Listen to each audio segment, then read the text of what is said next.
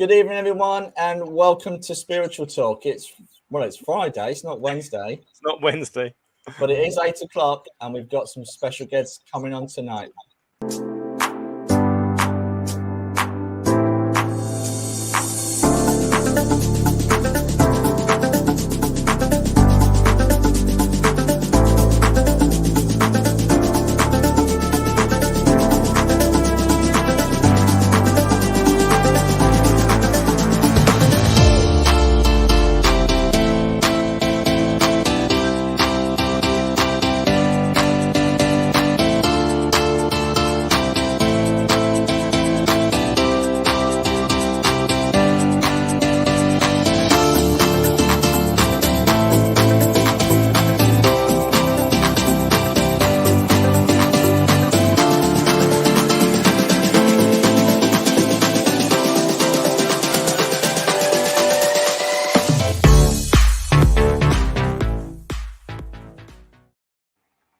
Good evening, mate. How are you? It's Friday evening. Good evening, Paul. Guess what? It's not Wednesday, it's Friday. Yeah, it is. It's a bit unusual, isn't it? Start of the weekend, but what a great way to start the weekend. Why not? Yeah, absolutely. It could be a new thing going forwards, Friday. Absolutely. I hope you guys at home are not too hot. I hope you've been keeping cool all day. Our next guests are no exception because they're very lucky. They've got an air conditioning system. Yeah, I'm jealous. They're looking very cool, and we are so grateful they've come on this evening.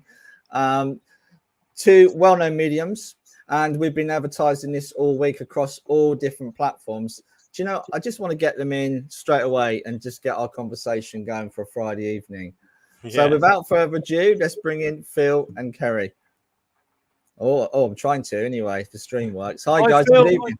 Hello, Paul. Hello, Anthony. Hello, everyone that's watching. Hi, everybody. It's great to see you guys. We're just going to give a few shouts out as well, guys. Let us know you're watching tonight. Hi, Amanda. Yeah. Hi, Lou. Hi, Suzanne. I know she's over there in America. Hi, Jackie. Let us know where you're watching from.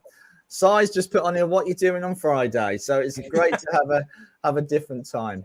Where have you been, Si? It's been ages. Absolutely. So, guys, one of the things we like to know on Spiritual Talk is where it all started for you. I know you're both mediums in your own right, and you both had kind of different entries into mediumship. But where did it start for you? Who wants to start? I'll start. Yes, okay. Ladies first. Yes, my journey started. I know everybody has sensitivities when they are younger. And mine is no different. There was experiences there. I did not come from a family where I could talk about things. In fact, when I did talk about what my experiences were, the family quickly shut that down. And as a young child, you might be able to appreciate, if you've experienced this too, that it really affects the young child growing up, and it teaches us not to speak about it. So went through life, grew up, had a career, went to university, studied psychotherapy, left that, a qualified counselor and psychotherapist, then looked at life coaching. And through that, the spirit world were always making themselves known. And it just became a way that I understood life. I always saw the auric field, and I don't, we've got a British audience here, so you remember the ready, brek, glow? Yes. That's how I thought everybody saw people, because that's how I saw it, that white glow, and that's why I thought the ready, brek glow was there. Yeah. But I know that's not the case at all. And then in '96, when my daughter was born, things just started to happen. I got curious, went to Spiritualist Church and met my future mentor and friend who's now in the spirit world, Dr. MacArthur. And it unfolded from there. I was curious. I have a very analytical mind. I like my mind to be captured by science, which the spirit world does. Explaining things, understanding things, being able to break things down so that I understood them. And now I'm able to share that level of understanding with others because I needed to know that. And then around about 2003, 2004, the psychotherapy and the coaching seemed to filter into the teaching and the demonstrating in the mediumship and the psychic faculty. Because for me, they were, I know it's a common term now that unfolding the spiritual awareness or the spiritualization of the soul. But I started incorporating that into all the teachings that I did, because I found that one couldn't happen without the other. And I didn't see anything out there that was helping students of mediumship understand themselves. And as time went on, I then, in 2017, met this young man. Young man, I like that. And we can share a bit more about that, but we'd worked together for a couple of years on the same seminar. And then in 2017, circumstances had changed, and obviously the spirit world had something in planned for us, and here we are. Beautiful.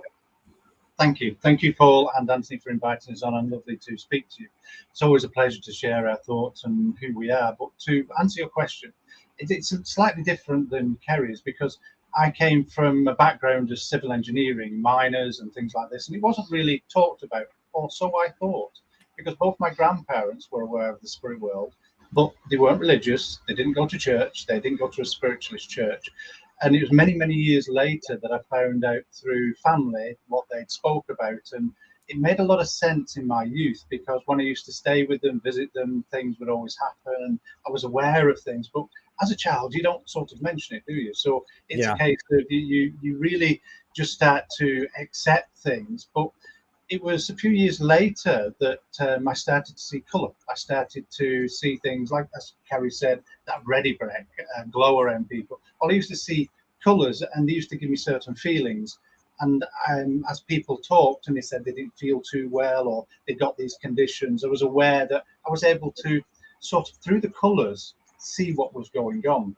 And I understood that as the soul coming alive, the psychic faculty kicking in, until I had my first, what I call, experience with the spirit world, where I used to hear them and see them, and they became friends. And where they used to sit on the bed, and as all children, we were a little bit scared. We pull the duvet over the head because it's bulletproof, nothing can get you.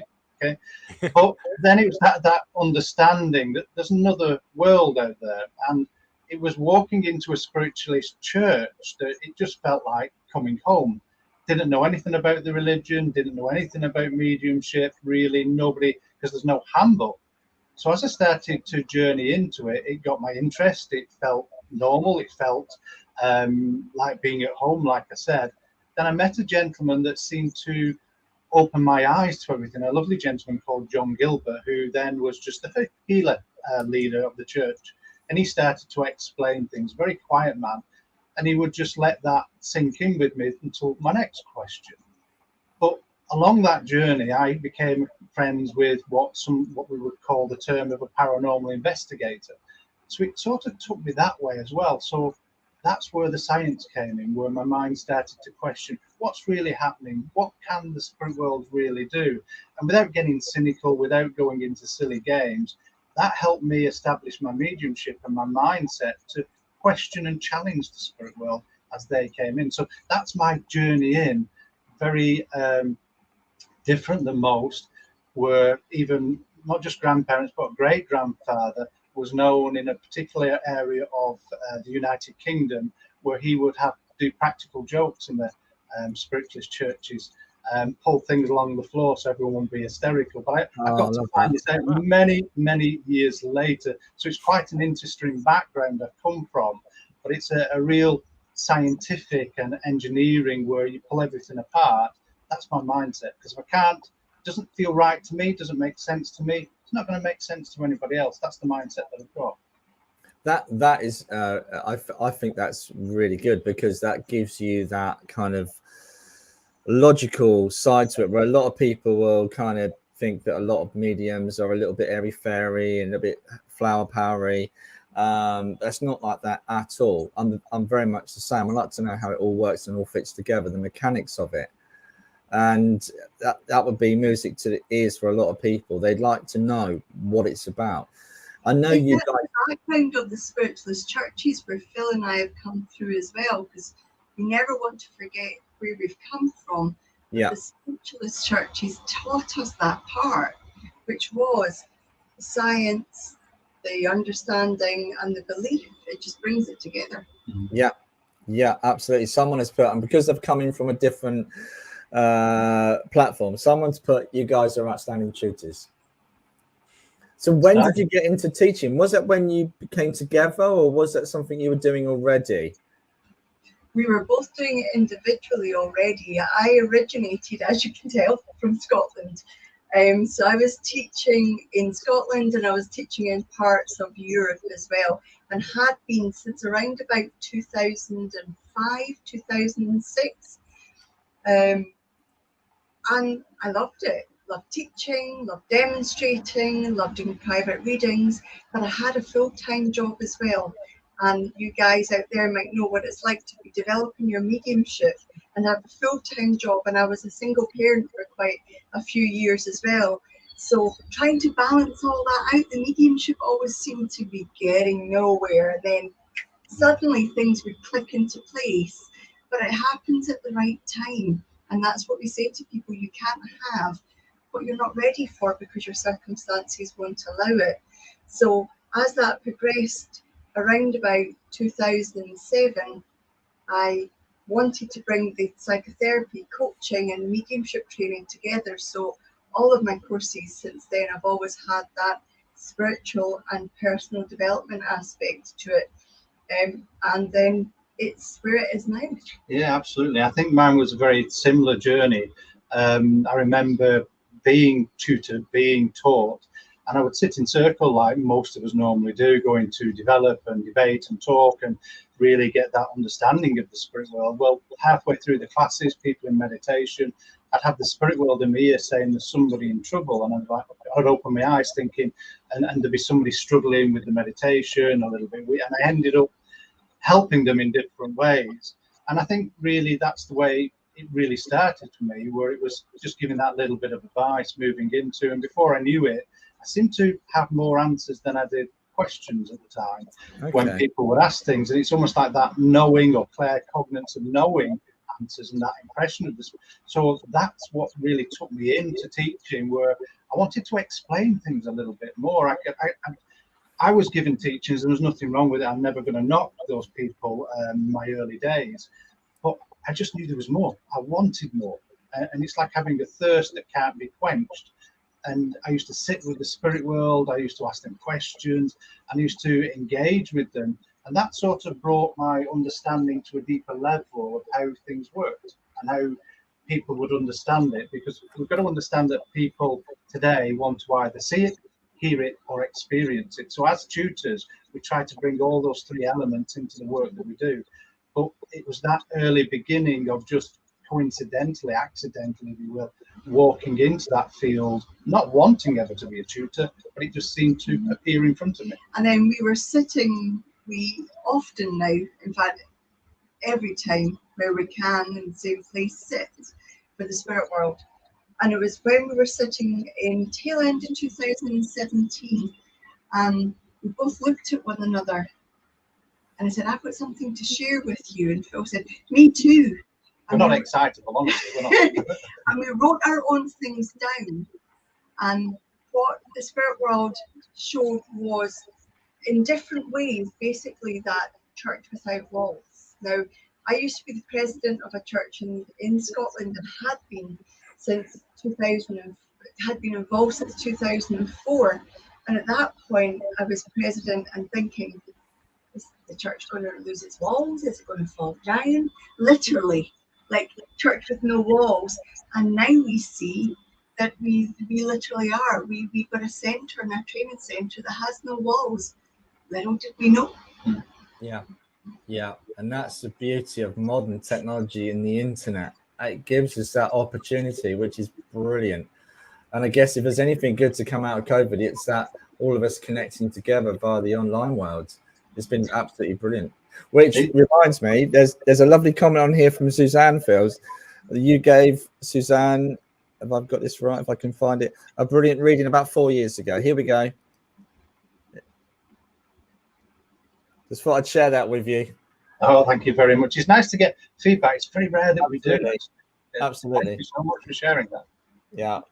It's funny, you were mentioning about the online things and what COVID's done.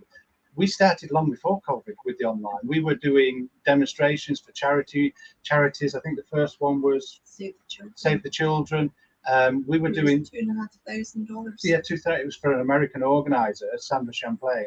And we also did a live theatre demonstration. We live streamed it as well. So this online thing wasn't new. So we didn't know it was coming. Yeah. We live streamed it in December 2019. That's right. But in the October 2019, again, we came out of Sitting with the Spirit World, and we both said, I think we have to do online training. We wrote 5 online training courses and had them on the shelf.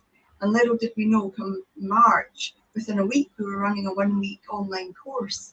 So the Spirit World have, if we listen to them, they'll not tell us what to do, but they'll give us an insight into where we should be going and where might be the best path to take. Yeah, agreed. We've got some great questions coming in from people. And I guess it's around, some of this is around you guys being a couple as well. Do either of you sometimes have messages for each other? That's a great question, Rhonda. I wish. It's funny actually, because when we got together as a couple, because we were taught there's a discipline. We don't read for friends. We don't read friends, and we don't pry and all the rest of it. And Kerry mentioned, said, should we read each other so we know there's nothing to come out of it, no skeletons in the closet, so to speak. So we did, and it was like, oh, there's nothing there. There's nothing I can get on you or anything else. So it was a nice thing. So we don't get a lot. We get, like Kerry said, the insight from the spirit world. We do get things from the spirit world where they're looking out for us now and again, not all the time, just to give us that heads up, and even where sometimes where our emotions can get the better of us, where we get that little insight saying, just stay calm, just don't do anything, just keep quiet. They'll give us a little heads up. We had a situation where there was just a bit of unsettledness, and there were others about maybe causing a bit of trouble for us, and it was Phil that was sitting for the spirit world, and when he came out, he said, there's going to be a bit of trouble, but we stay quiet. And we did. And it served its purpose, because normally, I'm Scottish, I'm a bit fiery, so normally I would just go in and say my piece. But we stayed quiet, and it blew over, and things are okay now. Yeah. So forgive me, is that a caveat to have a little bit of a fiery temper then, Kerry? So you're Scottish. Is that a little kind of? Did I let that slip out? I didn't want to say too much.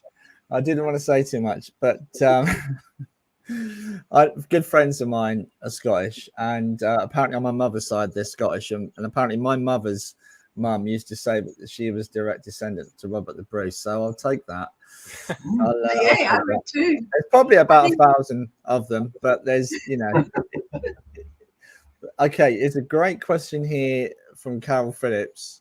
As a couple in spiritualism, do you ever had a shared guide or guides? It was very funny, actually. Somebody, I wouldn't call him a guide. He is my mentor, and he was my mentor here, John MacArthur, and he's my mentor still from the spirit world. And we were doing a dem, and I remember Phil saying to me, Job's working with me tonight. He's going to have a little go behind the scenes. And that was when Phil, it was fairly early on, actually. I think it was, actually. And that was where Phil got to sense Job the way that I knew him, because it's okay hearing about somebody. So it's not, we have never, as far as I know, for me, shared guides, but I know our inspirators and our teachers that were here with us have often made themselves known to each other. I think there's many things, and it's one of my questions I have for the spirit world at the moment, and it's been going through my mind for the last few months, where we see those pioneers from years ago with certain guides, where now people are claiming that they're working through them and different things. So it's one of those interesting things. It's a really good question, Carol. Where do we share the same guides? I question that, because I think the teams will merge together. Never shares. No, I never share. Especially with the spirit world of contact. I'm really hard work. I don't let go, as Kerry says. But I think the teams blend together and harmonise. And I think because we get on so well, and as you can tell, we have a little bit of fun as well. Even within the classes, we have a little bit of fun. It keeps it live. This is as good as it gets. Okay. But I think they blend together, they harmonise, and they, if you will, it's like a bigger team because there's two teams of them. So where we have all those inspirers, and we don't get caught up in guides and what the names are and everything else. We know that they choose to serve humanity. So I believe at times, and do it through us. And when we sit together, I believe there's an extra power build that helps us both. But do we share the same guide? I don't think so. I think it's a very individual journey and process. But again, I mean, the question mentioned spiritualism. Even though we work within the churches, I won't call myself a spiritualist. I would just call myself somebody that has a belief and faith in an afterlife. God to me is very sacred, but it isn't somebody sat on a throne. It is different parts of different religions that seem to make a lot of sense. And it's that understanding that I call my source, my God. So for me personally, it could be a religion of sorts, but it doesn't have a title. And I would agree with that I used to identify very, very strongly as a spiritualist. I ran a spiritualist church and delivered that service to the community. But I was having a conversation with somebody because I take from a number of different religions and faiths and beliefs. I don't feel that we should have to pick which one we identify with. And I had a conversation with a younger person who didn't know any better and certainly didn't need to. It said, "You're a universalist." And I like that. I like that. Yeah. So what do you make of these people then that all seem to have the same famous guide? Do you know when people say that and they've got the same guide as someone really, really famous? I question it. But we would question it. I know Phil's got an example he can share because we had this question on our Talk mediumship about the healer guide. Jesus. Okay, yes. There are people who are doing really, really good work on this planet.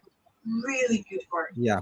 And I know that if that person needs the confidence of knowing that somebody that's superior in knowledge or understanding or spirituality is working with them, and that gives them the confidence to work, then why not? It's when it becomes a little bit of a guide envy or guide ego, where my guide's bigger than your guide. I've got 3 feathers and your guide's only got 2. I have a bit of a problem with that. But I wonder, in this great consciousness that is an unseen world, that's seen universe and unseen universe, perhaps an essence of that personality shares itself, but not the whole being of that person. So perhaps the essence of the person that works with me might also want to assist somebody else. I know that the spirit world is not restricted to the natural and physical laws. They're restricted to spiritual laws and maybe some other unknown laws, but it would seem that if it helps the person and it's not for egotistical reasons, it's for their confidence, then I can see why the spirit world might allow their medium to believe that they had a famous person working with them.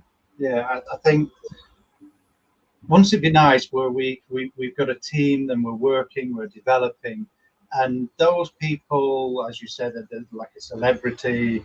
Let's just use Silver Birch as an example. We know that Silver Birch was a group of multiple people through Silver Birch, sort of thing, a community or a community group through the mouthpiece, which was Silver Birch. Wouldn't it be nice if we were sat and developing that these people, these characters, would have an influence on us at times, an impression as we're developing, to let us know that somebody's watching over us, we're going about things the right way, because there's no real handbook for this, is there? We're learning as we're sitting.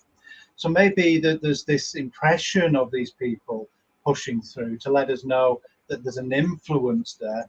Through my development, I've been aware of Gordon Higginson, but do I think he works with me? Absolutely not. And sometimes when I demonstrate, got my hand on my hip and like a little teapot, and Kerry will smile because she knows the influence. Doesn't mean that he's a guy, doesn't mean that he's working with me, but there might be an influence there that he might see a potential or an interest and want to help. So I think it's a little bit of this. But where Kerry mentioned a good friend of mine now in the spirit world, phenomenal healer, and I've got to admit that he was.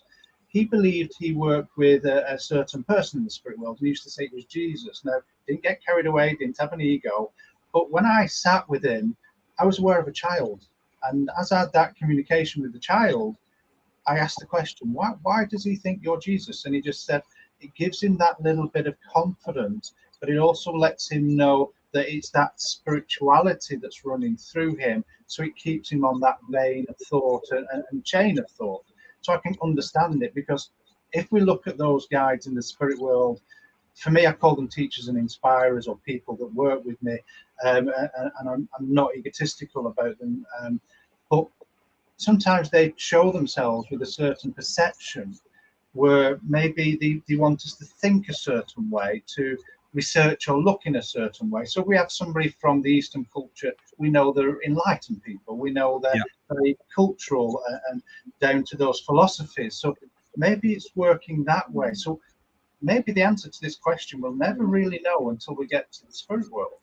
And that's not a cop-out or get out of jail card free with Pasco and get $200. It's really about understanding that this is my mind. I want to understand. I want to know. And while I'm here in the body, and if I can get to find out or get an inkling or have an experience, I want to share it. So this is why I've been questioning it for some time. Why have we got different parts of the world now? I know spirit can be in different places. They have that ability, impressions. Is it that person? Is it part of that group? We'll never know. Yeah. But all we know is there's a great intelligence that works with us, that impresses us for the better judgment of mankind, to really inspire us to keep living. And sometimes I think we can think about it too much. Yeah, absolutely. Yeah. Absolutely. Yeah. So I've seen Gordon Higginson when I've been demonstrating, but then I believe that was similar to what you're saying, Phil. That's more because I love the way he works, and I always, you know, if I could work in 50% the way he worked, I'll be very happy. You know, with the detail and his passion and commitment, etc. I'll be very happy to be able to do that. And I felt him around me, but I just feel maybe that's because of what I'm aspiring to. And but like you said, the laws of physics are different, completely different over there. Who's to say he doesn't have his hand in everyone's pocket, but he's kind of guiding us in that way? Who's to say that he's not kind of overseeing it? Correct. You know? I remember when Jock MacArthur passed the spirit world, he was a trance and physical medium, and I sat for Jock for many years and saw some incredible phenomena which he forbade anybody to share, because that's how the old home physical circles were. You just didn't share information like that, and we've now got permission from him from Spirit Side to do so. But he, on the same night at the same time, we did an experiment, and he worked through a trance medium in Australia. He also worked through a trance medium in Asia, and a trance medium in Europe, and a trance medium in Canada, all within a moments of each other. So from the spirit side in life, I think they've got no problem being in more than one place at one time. And that was Jock's. He was tested down at the College of the Psychical College in London. He was put under incredible, strict tests there, and we've got documents about that. And even now, he still wants to prove how clever and intelligent the spirit world are, beyond probably what anybody here could fathom. Yeah, absolutely. Yeah. Absolutely. We got questions flying in. One from Serena. Do you think working together helps you create a stronger link? Stronger link as in for mental mediumship? I guess so, yeah, when you're working together, perhaps. Sometimes I think it probably will, not always, because as Kerry says, I don't like to share. When we do split links, so we'll both work with the same double contact. We'll both work with the same communicator. and Phil will hold on to it. He's meant to do 50-50. He doesn't know the meaning of 50-50. But I know if we're doing a demonstration, we can sense each other in the room. And I suppose in a way, because we sit together daily, that we go into that power daily, our team is used to it. But we also do demonstrations separately, face-to-face and online, and work individually without each other there. And I think what we've got to be aware of is if we're part of a team like this, or a team with another medium that we go out and work with, that we have to be sure that our own power always remains where it should be, and we don't become reliant here or within our heart set or within our thoughts about, oh, maybe I can't do it because they're not here. We have to have our own power and take that into the work with the spirit world, so that we can stand our own 2 feet. And sometimes it's a matter of the mind.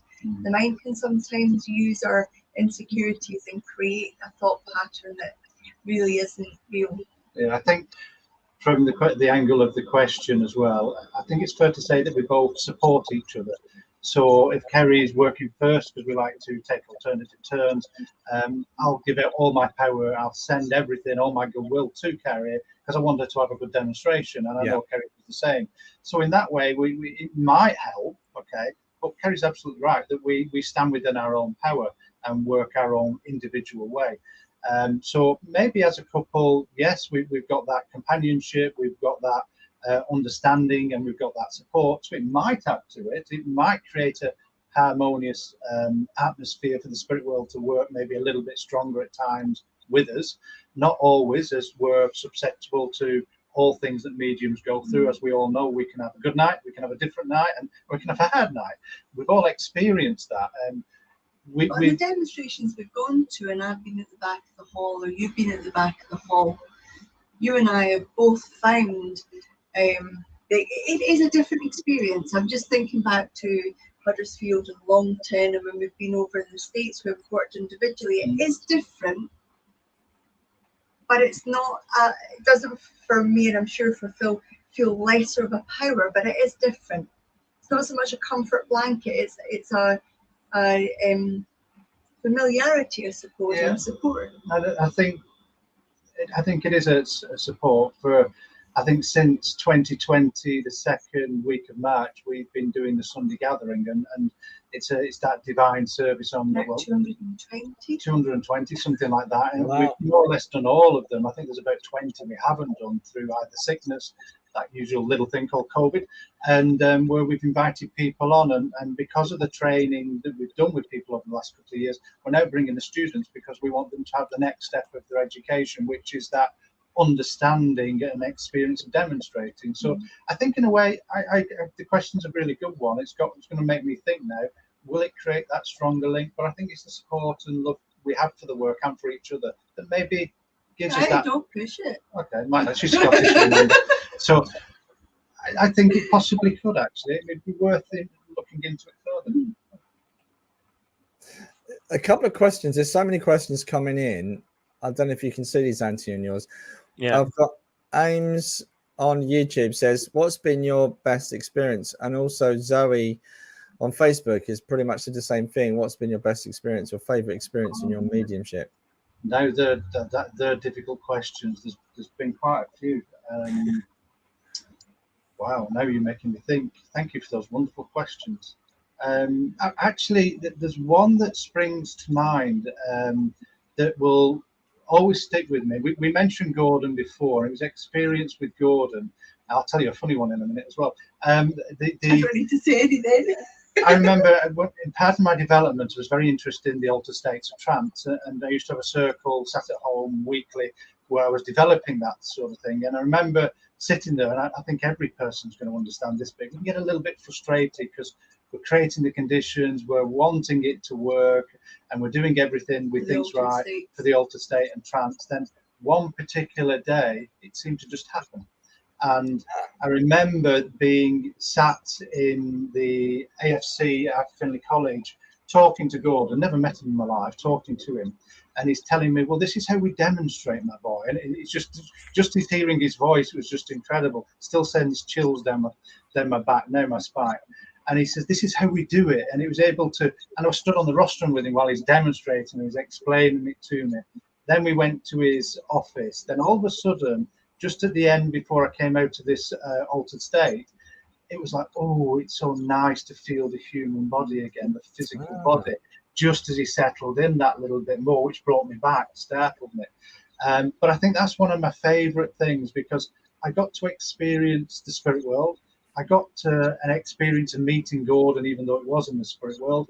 But it was just like we're talking now. It was real as what we are now. So that's one of my favourites, I think. And funny one where was doing a demonstration, and in the interval at half time, I went to the bathroom. It was only a small bathroom. I had to squeeze through the door. I'm not a big guy, as you can see, a little tiny pokey room. And I remember it was like a hospital tap with a lever. And just as I was going through the door, squeezing, trying to miss the tap because it just covered me, I just heard this woman's voice, well, I'm next. And it made me jump, thinking, oh, somebody's seen me in the bathroom. And I hit the tap, got soaked through. It looked like I wet myself. No. And anyway, I turned round and nobody was there. And I was thinking, oh, my word.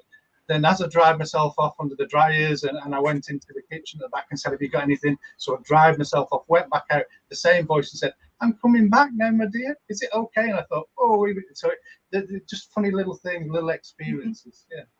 I don't have any that are as funny as that. Yeah. I think my best experiences have been with my contacts, with the communicators in the spirit world, because often, and this is, Phil and I got together to work in mediumship together because we felt that evidential mediumship was in a way dying. It was being replaced with some kind of morph between something and something else.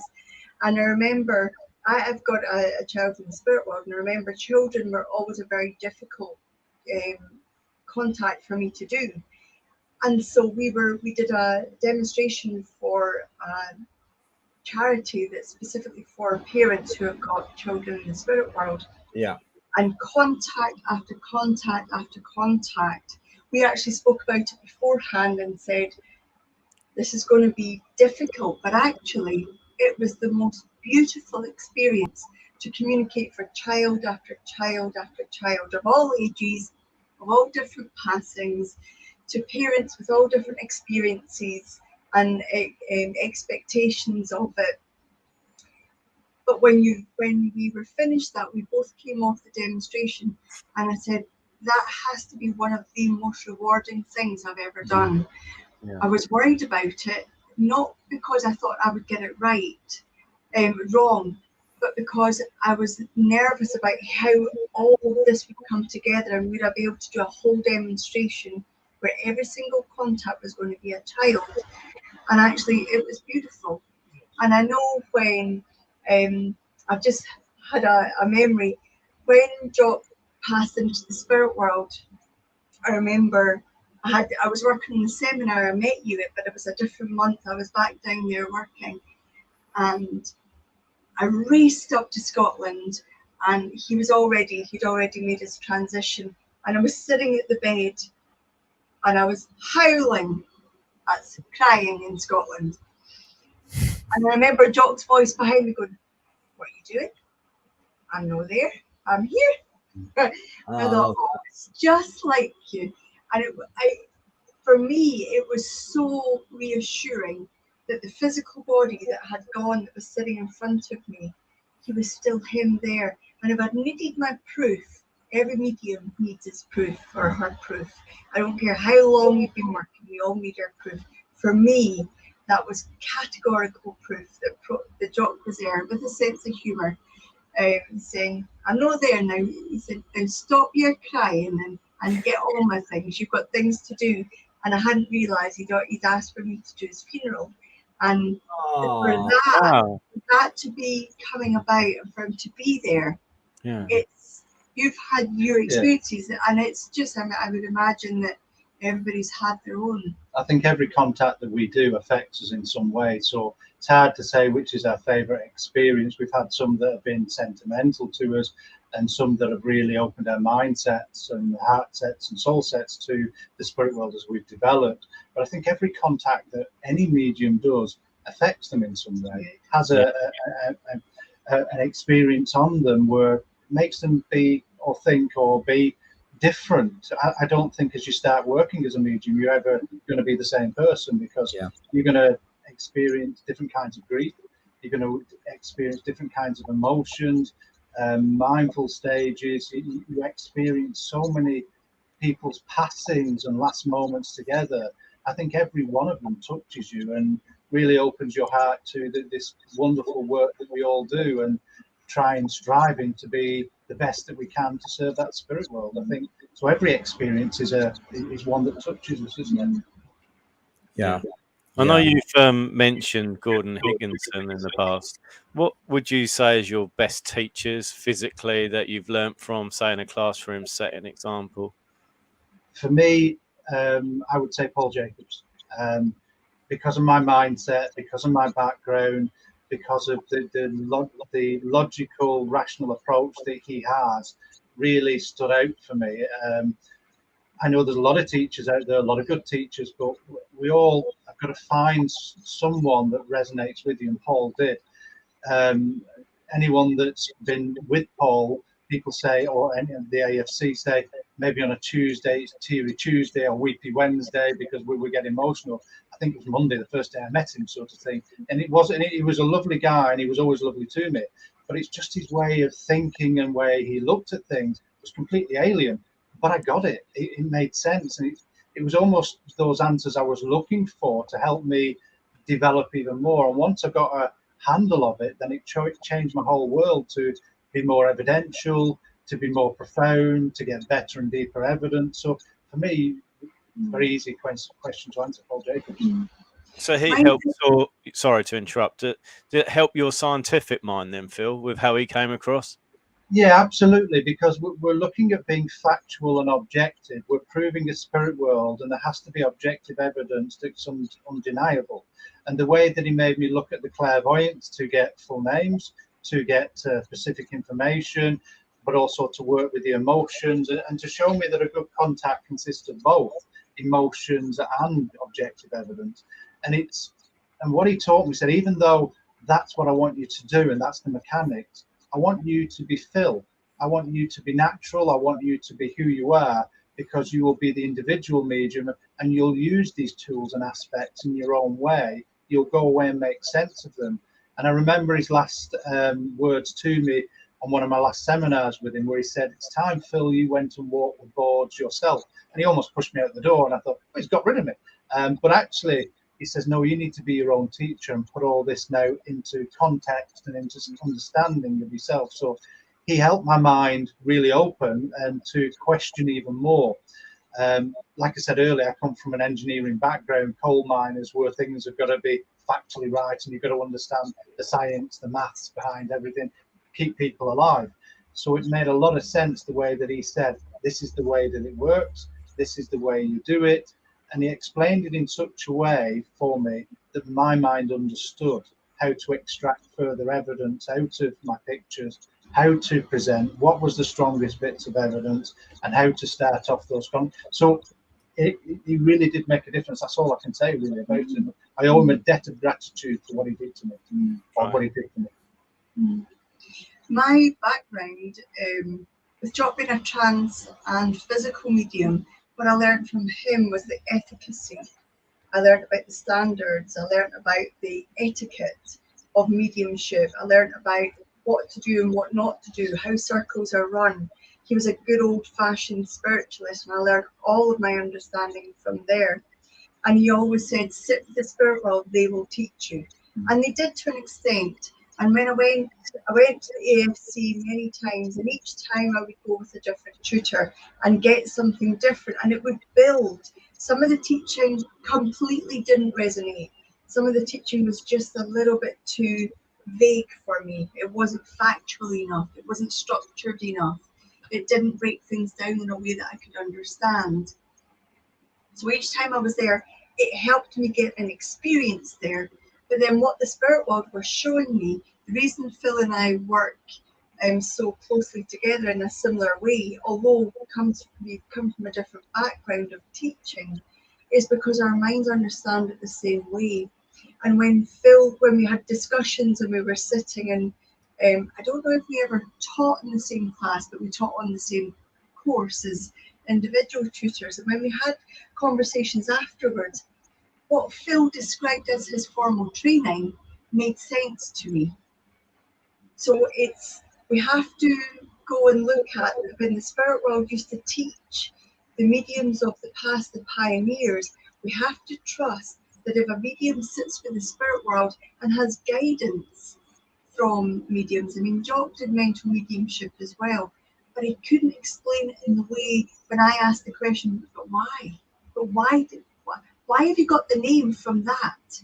And how does that equal that? Well, it just does. So I had to sit down and understand and pick apart, which is why Phil and I describe and explain in our classes to the degree that we do, because we've picked apart our mediumship and we understand why clairvoyance works the way it does, why clairsentience is the centre of everything and everything works through that, and why we're very keen on making well-rounded mediums that aren't just mechanical, that aren't just getting pieces of information. It is that practical evidence below it. It's the story that brings the communicator alive. So there's not one tutor, apart from Jock, there's not one tutor that I would be able to say, and of course this gentleman to my left, there's not one tutor that I could pin my lessons on, because every time I see Phil work, my brain goes, how did he get that? How? I want to know. And then we'll discuss it. And then, I don't know if I'm his teacher, but I learned from Phil as we work. Absolutely. I think we all learn from each other, all mediums. I love watching mediums work, not to pick them apart, but to say, I'd like to know how they got that. It's really good evidence, and start to understand it and question it and think, where's that evidence where I can get and understand it? I want to know how it all works. We've listened to the radio and thought, where are these people that have passed in these certain conditions in their contacts? I'm not going to go in, they're not politically correct. We've walked past building sites and thought, wouldn't it be nice to fall from that high? Then in contact, we've got them, exactly. So that very night, all the discussions around the spirit world have drawn us to high places and low places and weird situations, because that communicator needs that to be in this old noggin here. For that communications, it's really clever how they work. Yeah, absolutely. It kind of draw from your psyche and the information that you have within that field. Someone said once to me, you should ingest all the names that are out there. Ingest all the names that are there in your psyche so they can use them, so you can give names. I'm not sure if that's a thing, but I certainly started reading names, babies' names, hundreds of books of babies' names. But you guys, give me you've obviously got a great working relationship. You've got such a lovely energy together. But forgive me for asking this question. What do you do for downtime? How do you switch off from it? And again, for those guys that are out there that are developing, a lot of guys I know that they're eager, they're new, everything is about the spirit. How do we switch off? How can we remember us and who we are in our earthly life? How do you guys get around that? It's such an important part. We are very lucky that we work with the spirit world full time. Never take it for granted. Next week, next month, next year, the spirit world might decide that this is not the case for us. We've got to remember that working for the spirit world, yes, is a choice, but it's the spirit world that makes it happen. So we never take it for granted. So we spend a lot of time, one foot in the spirit world and one foot here. And it is a lovely place to be, but it can be a little bit disconcerting. It's like being in a boat and then getting on land and feeling a little bit. So we go walking. We live very close to the sea. We live very close to forests. We live very close to hills. They're the things that I get my energy from. It's where I go to.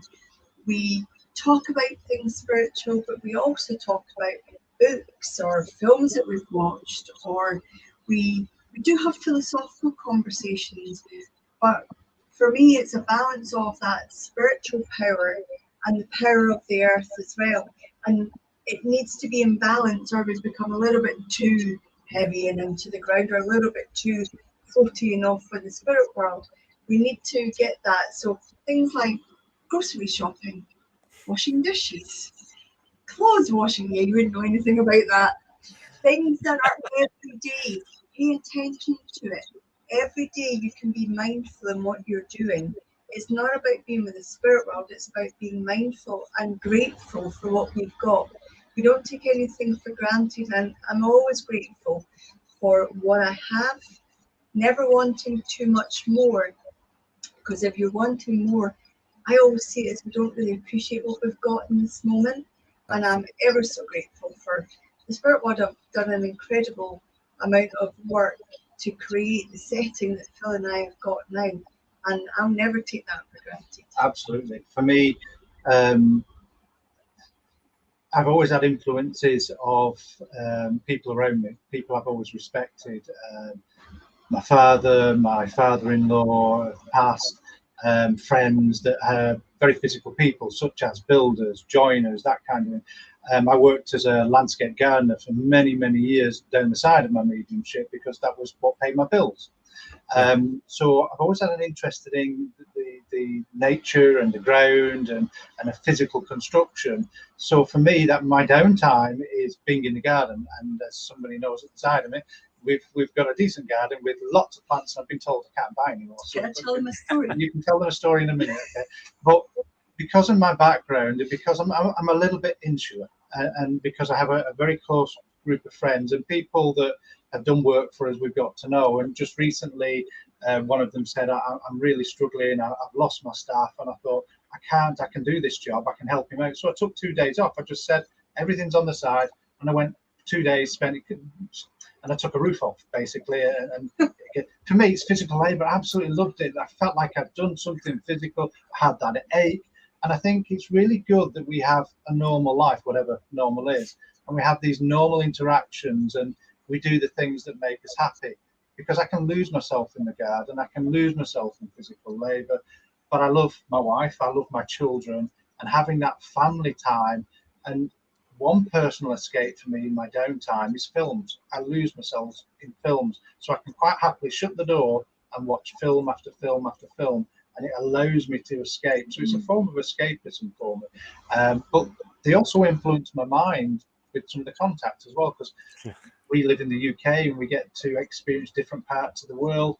And when we see something on a film, it's like, oh, that's different. Oh, I want to, because it's not our everyday. So for me, it's an interest I've got just to see different cultures. So anything that keeps me busy, that keeps me physically active, that's my downtime. That's how I separate from the work we do.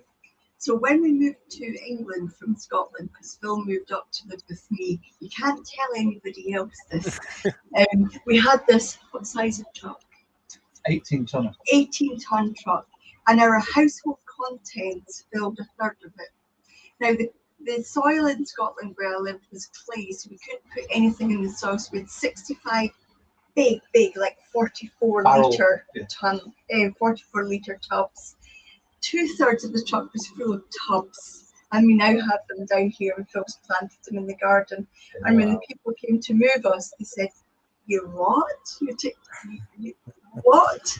And they made a safe journey down. They did make a safe journey down. Not all of them arrived at once. They did have to bring another truck because they were overweight. So but a lot. Phil spent hours and days up them. Wow. Up there sorting it. But it's somewhere where you can enjoy, isn't it? Being out in the garden, in the fresh air. Absolutely. Good as meditation. That is absolutely. Guys, honestly, there's so much I'd like to ask you. We're kind of getting towards the end of the interview. We kind of want to know also what's next for you guys. Wow. What's next? We would like to be back traveling. In 2019, we spent 3 months at home and 9 months traveling. With mediumship, teaching, demonstrating. We'd like to maybe not spend 9 months of the year away, but we would like to get back face to face. But that absolutely depends on where the spirit world wants us. In the first year, the spirit world said it would all be about the demonstrations, and it is. This year, they told us it would all be about teaching and education. Now, you guys know when you're teaching and educating, your mediumship is never as it is when you're doing private readings and practicing your mediumship. It takes a little bit of a hit. So that's what we found. But they said it's about education this year. Next year it'd be lovely to have a blend of the two. Everybody's blended, working home life, working from home, and face to face. And we've got some little treats up our sleeve as well. Yeah, we've just, as you put our website on mymediumship.com, because everyone, when they speak about mediumship, they go, my mediumship. But we thought, okay, a little bit catchy, so we got that. But we want to take it to a new level. We know what's happened through the pandemic. It's not been great for us as a social human interaction. But what we've realised is that we can reach so many different people through technology. So we're now developing, it's in test mode, an app for the My Mediumship website that basically allows things to go out to be more live streamed, to really reach more people. But it's about educating. So we've got all the wonderful technologies, because we like technology as well.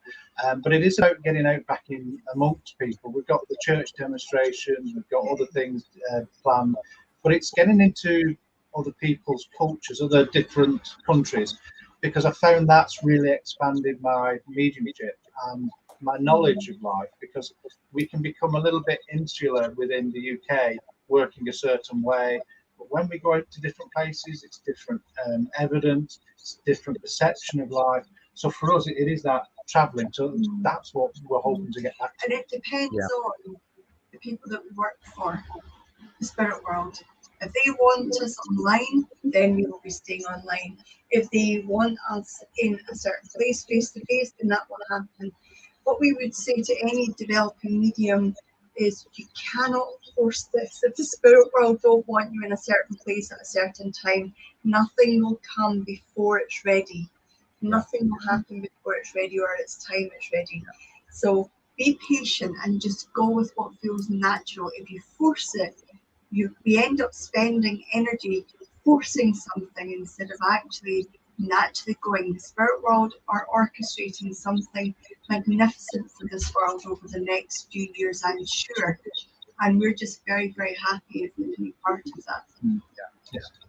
Yeah. Guys, it's been an absolute pleasure to have you on Spiritual Talk.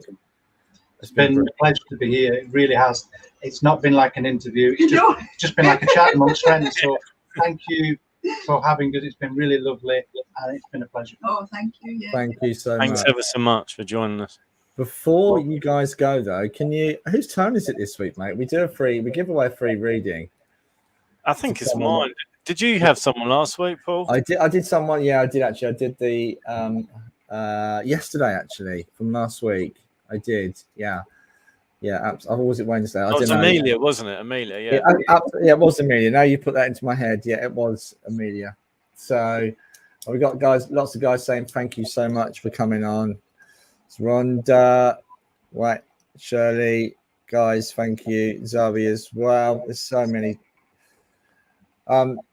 Can you pick from the group of people you can see? Can you see the comments though, guys? I'm not sure if you can. We can only see the ones that you bring up for us. Okay. If you look on the right hand side, there should be a stream of comments. People are saying they've shared. So, guys, if you have shared, let us know you've shared. This is your right time because you might get picked. So you want us to pick somebody? Yes. Yeah, off the comments. I'm going to pick because I like the question. Carol Phillips. Boom.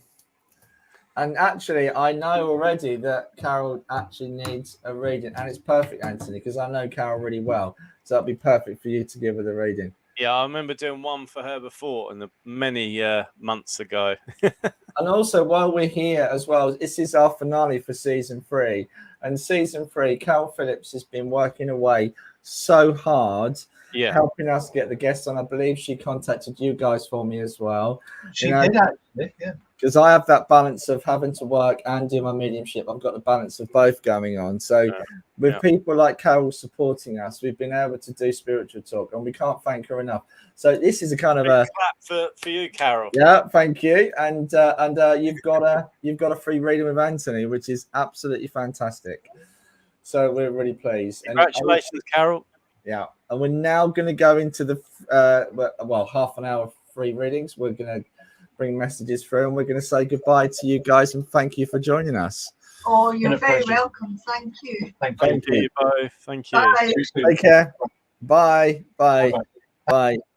It's been really interesting, Anthony, as well. Both Phil and Kerry. Yeah, I mean, I love it to see them two not only supporting each other in a as a couple, but working that unique way and gravitating from a soul level. That's just unique. I haven't seen that in that way before. We're such a lovely couple as well. Yeah, and very gentle souls too.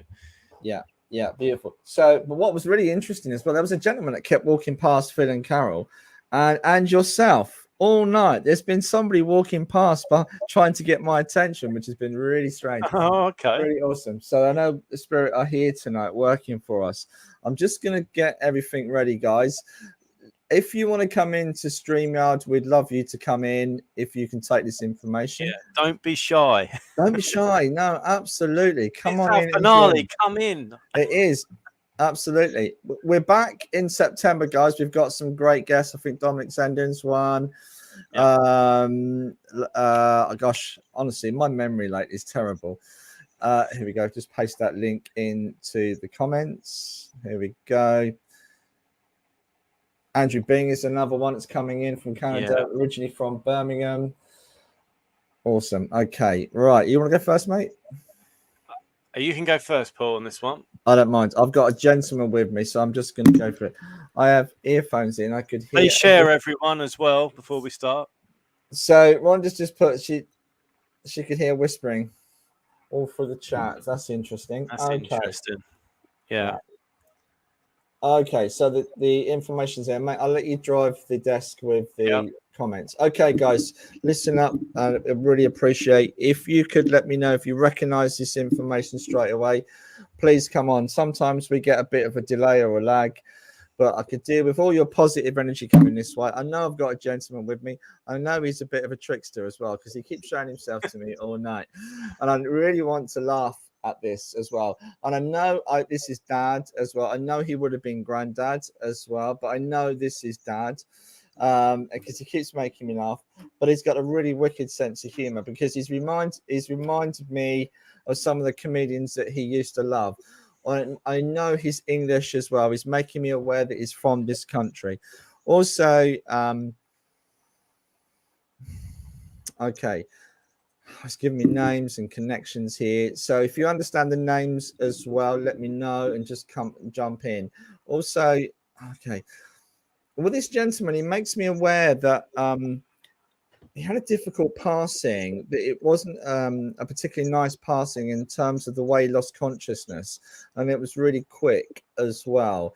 And again, I know with this gentleman, he was tied in the run up to his passing. There wasn't this gentleman wasn't particularly ill, or he would have hidden it really well before he passed. This would have been a shock passing. Not many people would have known that he wasn't right. He was. Although Sarah's just said she's hearing whispering too. That's interesting. I know this is Dad, and he keeps making me aware that he would have worked all his life. He was. I do feel with him as well that he wouldn't. Thank you. He wouldn't have. He's talking about Heinz beans as well. I've no idea why. You better not say the song. Yeah.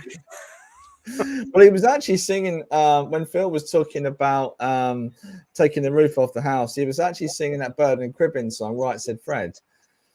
I don't know if you've ever heard of it. Let's have a cup of tea. And I know, again, it's his sense of humor. He would have joked. He would have looked at things in a very funny way. Okay, I know this is Dad. He keeps making me aware of his dad. Again, he keeps making me aware that his passing wasn't easy.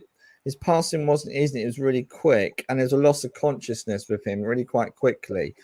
This real sense of wooziness and of sickening feeling, and then literally passing really quickly. I'm not sure if it was heart attack, but I know there was a shock around his passing because it was really quite quick.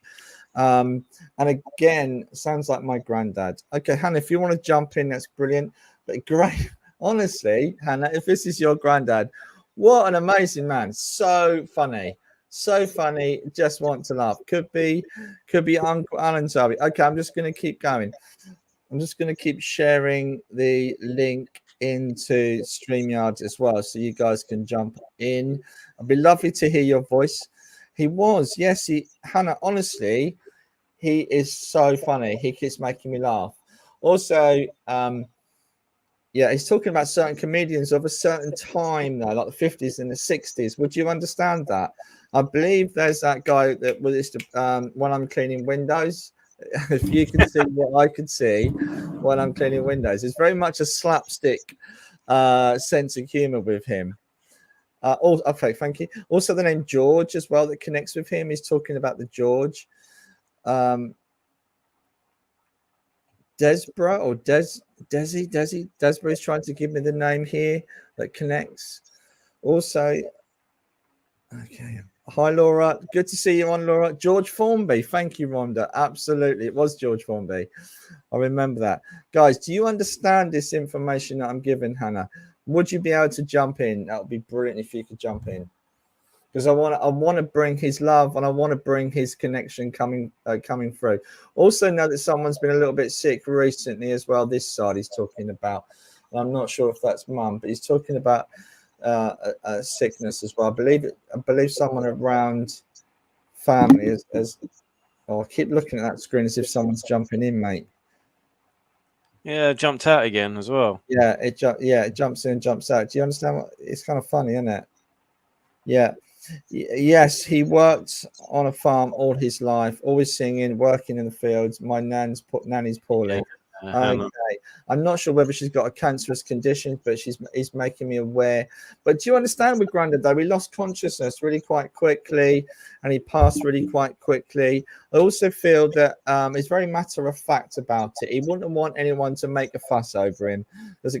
He'd rather people laugh and joke and have a good time and think about his life as a celebration rather than a loss, if that makes sense.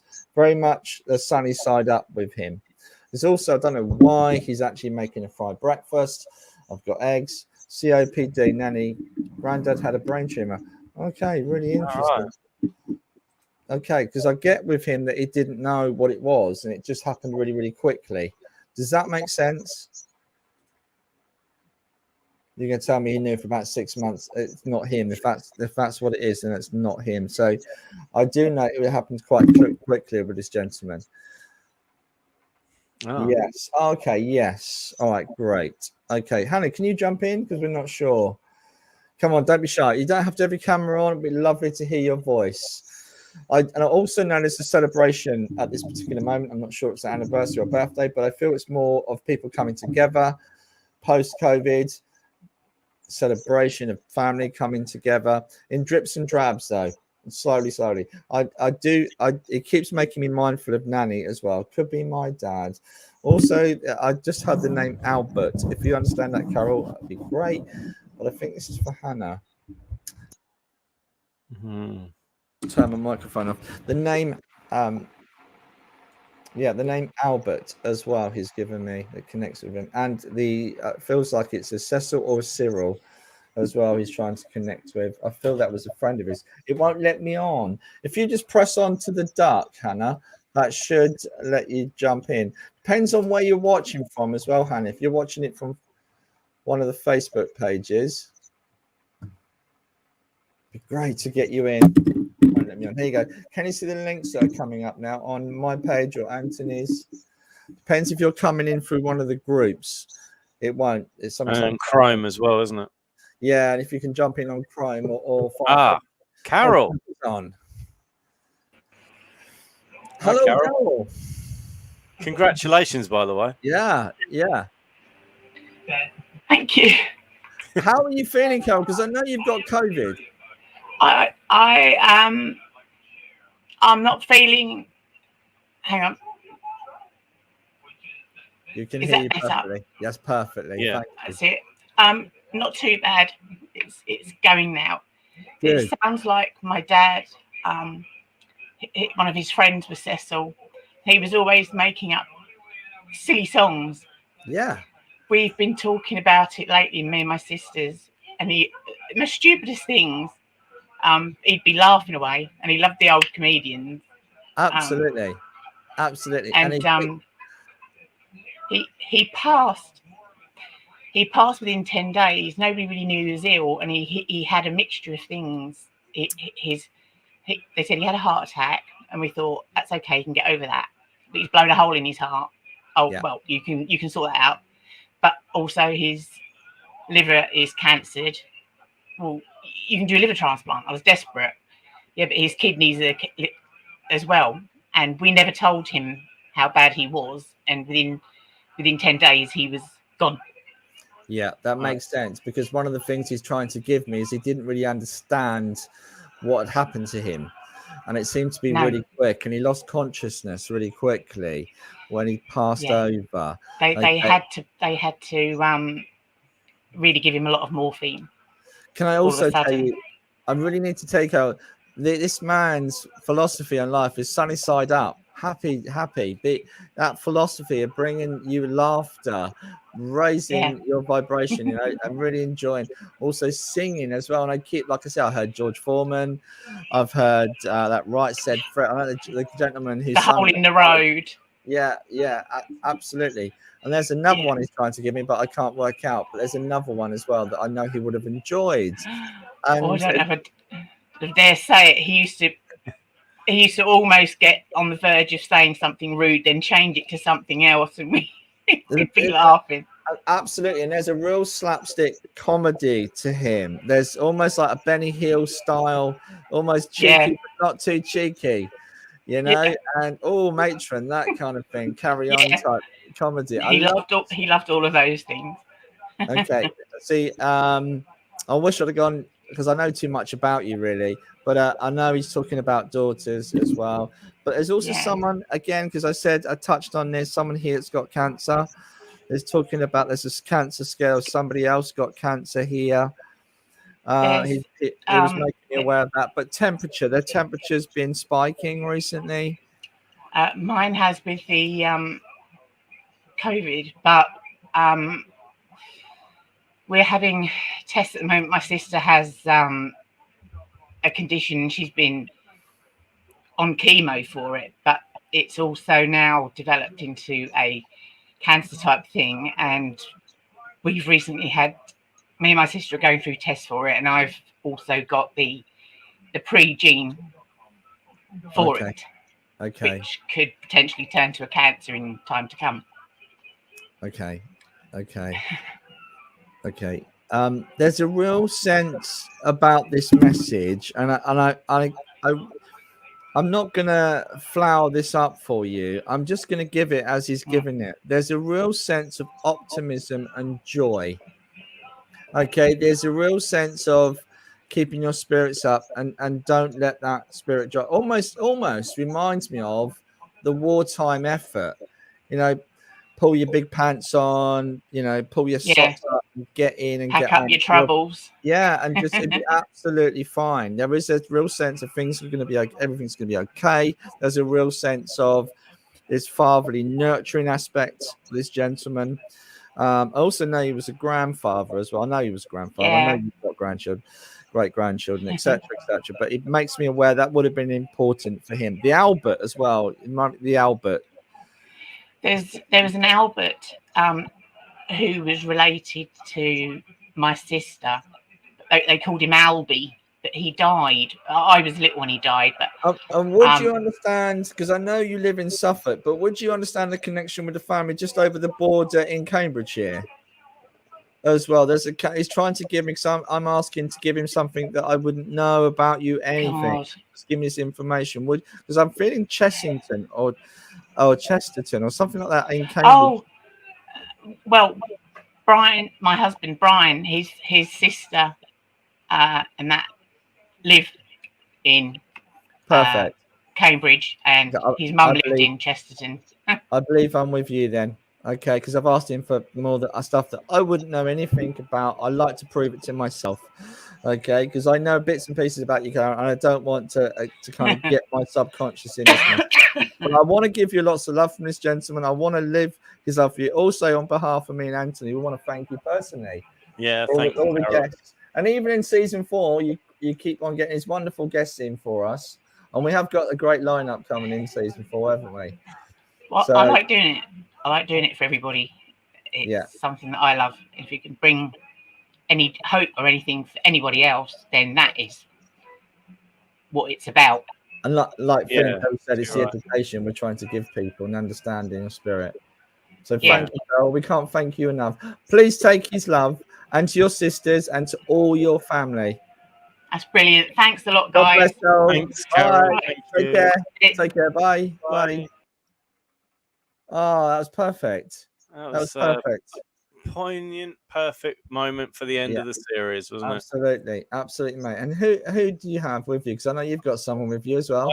I have. I've got it seems like the same blooming character. But anyway, I've got right, everyone. I've got a gentleman with me. As he comes in, I do feel this gentleman is actually quite a buoyant sort of man. Really, I do feel that he's just genuinely a very open soul, very open and meaningful man. Really, I do feel that he was a family man. I do feel he's very self-orientated and connected to his family. I do feel that the home wasn't a very large house that he would have owned, but I do feel that this man would have sort of had not been a small man.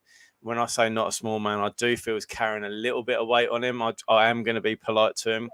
I will get a clip around the ear if I'm not. I do feel this gentleman is a typical man's man. I do feel that he kept his mind close to what he was doing with work. I feel that this man would have had connections with something to do with transport as he comes into my awareness. There's something to do with transport. So whether there was so I'm not going to make the words fit for him, but I do feel there's connections with lorries or trucks or something in that respect.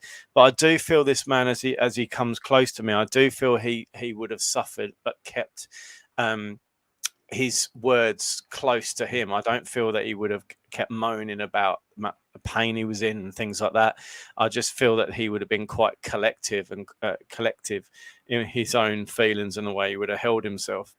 I don't feel the only time that this man would have sworn or used blue language or whatever you want to call it is not to do with the pain that he was in. It was to do with other things that maybe would be perceived as something that wouldn't be that important, where he would lose his rag with things that are not really a big deal.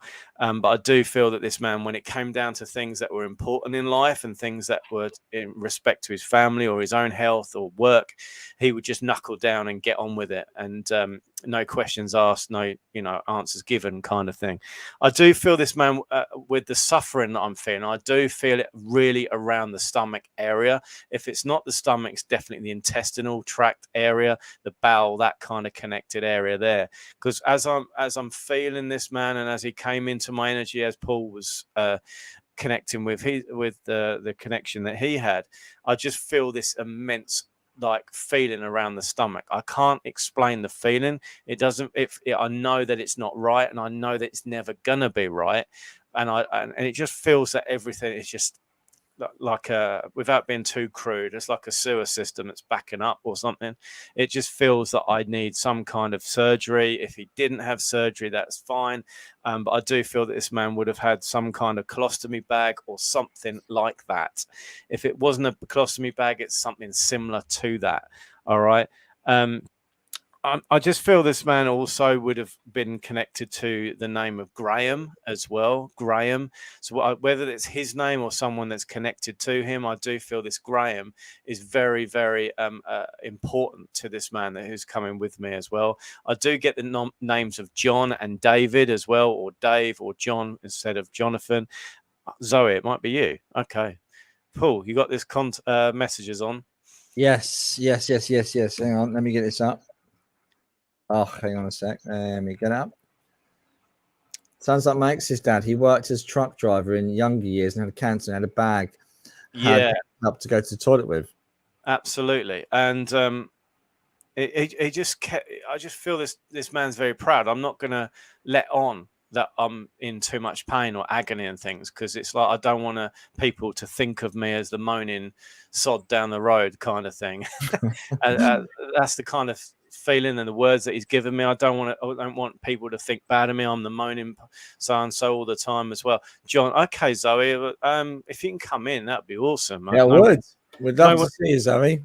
No one else can take this, so it looks like it's just yourself. And you've given a lot of information on this link, mate. So I feel that I haven't done enough, given enough information. But this man's just very direct, direct in his character. I wouldn't say loud, but I would say loud with his energy. You know, it reminds me of my dad a bit. As if he would walk out of the room, you could tell his energy would be still left in. Like fairy dust is still left in the room with his energy that's left behind, which is a form of psychometry, by the way. If you, for instance, if you sat in a chair, got up and walked out, you could still read the chair. It's that kind of concept. Yeah. But I do feel this man would have really, if he's got something to tell you, he'll tell you.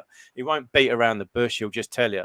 And that's his way of showing love. I don't feel this man would have been a huggy kind of tactile man, but he is very full of love. Don't get him wrong. Don't get me wrong. But at the same time, I do feel this man would have shown his love through his education, communication. Oh, she's here. She's here. Let's bring her in. Hello, Zoe. Hello. Hello. It's like deja vu.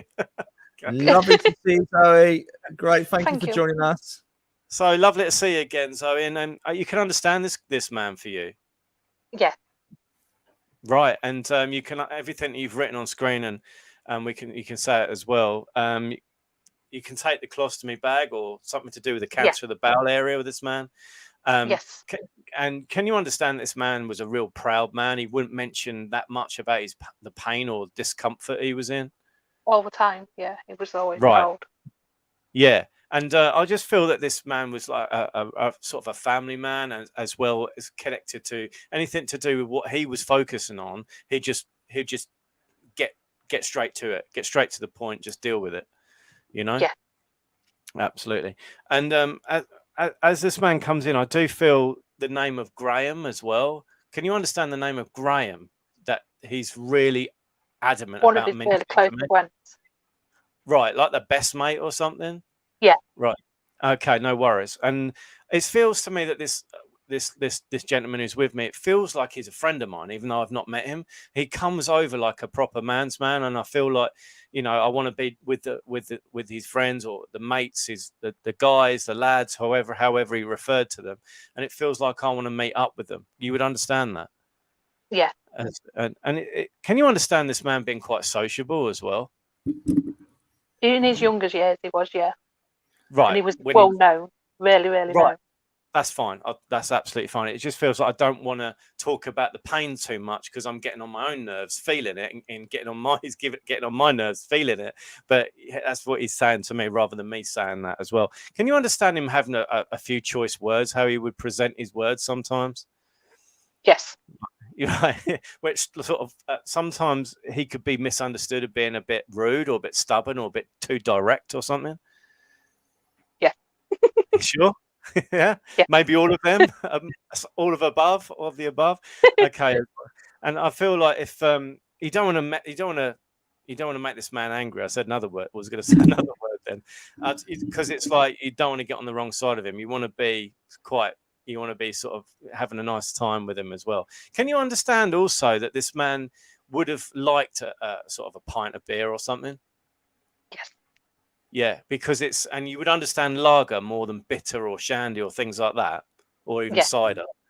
Yeah, I just feel it's a proper. He's saying a proper man's drink. He's saying none of this. Yeah, I'm not going to say that word. None of this other rubbish, or that's as well as. But can you understand that? I know you wrote John, and it was John on screen, and there's a connection with John and also David with this man, right? David was his brother-in-law. Right, and John. That's his middle name. Ah, right. Okay, great. That's absolutely fine. And John. So this is a Jonathan, right? No, it was John. Just John. Oh, okay, right. Name, yeah. Can you take the name of Jonathan then with Jon as well with this man? Not sure.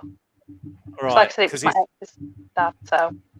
Right, no worries, because he's talking about the not the John, the Jonathan as well. That's absolutely fine. John being his middle name. That's what why he said that the first time round, but when you wrote it with the H in it, he's also saying, I mention the other one as well. So mention that as well. And also he's talking about photographs in a frame as well. So I don't know if you can understand more than one photograph with this man in, either on his own or with two others in wooden frames, like in a lounge or a dining room area. Yeah, and I feel this is where we lived. Yeah. Right. And you can take that. Like four of them. Yeah. Can you understand 2 in one room, or even if it's more than 4, like 5? He's correct to me. It's 5. 2 in one room and 3 in the other room, or something. Yes. You might have to do the maths in your head. Yeah. Yeah. Absolutely. Right. Sure. Yeah. Yeah. Cool. All right. No worries. And it's also, I don't know what this is as well. I don't know if it's like playing drafts or playing chess, because I can see someone connected to him, or he wants to refer to with the game of chess, because I can see black and white squares on this board. If it's not chess, it's drafts. I might be getting it wrong what game it is.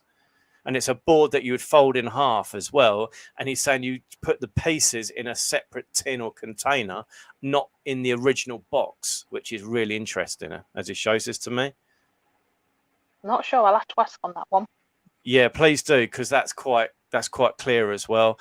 And also, can you understand someone either chipping or scratching or breaking like a table, even a dining room or a coffee table around you?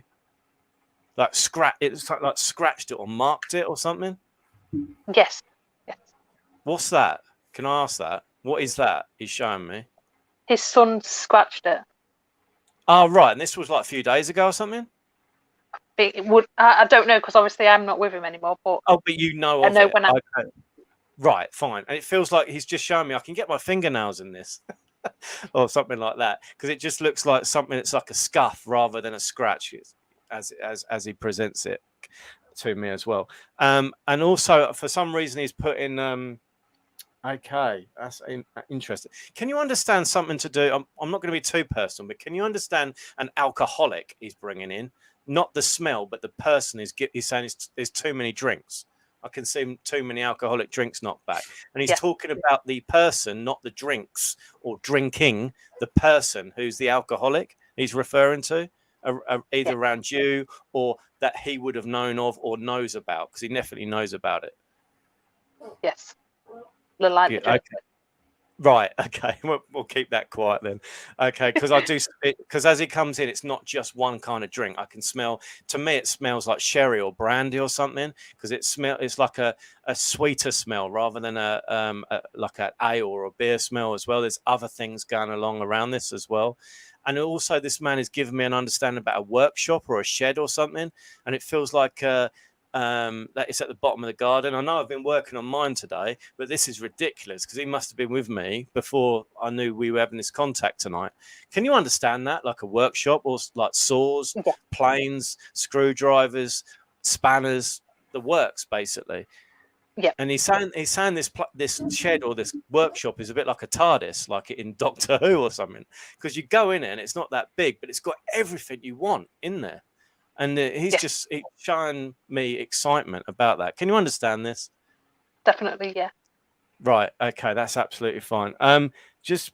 Be aware of. I'm not saying this is a concern or a worry, but he's saying beware of. Never had this in a reading, by the way. Beware of the birthday or a celebration that you don't know about yet. All right. That's not me getting myself out of jail by saying that and not knowing about it. But just be aware that there's a connection to do with an anniversary or birthday coming up that you don't know about, that's going to happen literally out the blue, that you don't know about it, like overnight or over the next couple nights. Not couple nights from now. I mean, it will just happen like it's overnight or, really quick. That's what I'm getting at. All right. That it'll just happen. And it's like, oh, wow, that must be what that was, what Anthony said, which wasn't me. It was him, by the way. Can I give you the name of Brian as well? Brian. That's his name. Oh, there we awesome. Go. Right. I think I'm done then. Yeah, mate. That's great. Absolutely fine. There's one last thing I've seen. I don't know what this is. I've got to say it, 'cause that's what they say. You've got to say it if you get it. It's something to do with a baseball cap that I'm putting on. So it's got some kind of motif on the front here, whether it's a American football team or baseball team or some kind of logo for a sports team on the front of this baseball cap. Can you take that as well? Yeah. Okay. Yeah. Thanks ever so much, Zoe. That was brilliant. Thank you. Thank you very much. Thanks ever so much. Lovely to see Thanks you for again. coming on, Zoe. Lovely to Thank see you. you. Bye. Take care. Bye. Bye. Bye. Bye. Well, Bye. thank you, mate. It's been awesome. Season 3, we've had so many great guests. Charlie Kelly was one of my favorites. You know, Yeah. It's And brilliant. also the In Conversation, everyone as well. Chris Yes. Morgan and the others as well. So keep we've got another one coming up very soon, which I'll publish soon. And potentially, if we can get the time, mate, because it is our holiday, we're going to do a couple of lives. Yeah. Just messages, though. We're just going to do messages. Just messages. We'll just do that. Yeah. Yeah. But we need to get a break to get everything sorted for the next series. But absolutely. Lovely as always to see you, everyone. Put the word out there, friends, family, everyone to watch the show. I'm sure there's more people out there. As Arnie says, a wise man, Arnold Schwarzenegger once said, "I'll be back." We'll be back, mate. In September. So have a great August, everyone. Stay cool, and we'll see you in September. Bye, everyone. Take care, everyone. Bye for now. Bye. Bye.